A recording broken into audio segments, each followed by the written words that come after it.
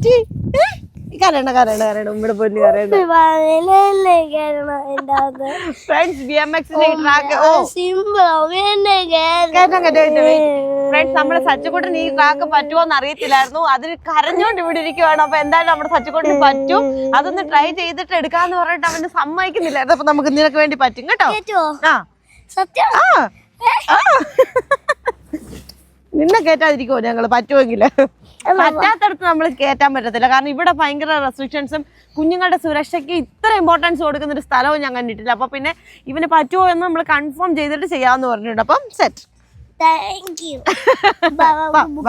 Okay റിച്ചുകുട്ടാ, ട്രയലൊക്കെ കഴിഞ്ഞില്ലേ?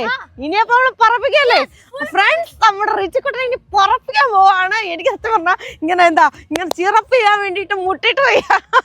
അത് excitement ആണ്. നമ്മുടെ സച്ചുകുട്ടൻ ചെറുതായിട്ടൊന്ന് ഡൗൺ ആയിട്ടുണ്ട്. കാരണം അവൻ ഇത് ചെയ്യാൻ പറ്റുമോ ഇല്ലയോ എന്ന് അറിയത്തില്ലായിരുന്നു. നമ്മുടെ സച്ചുകുട്ടന്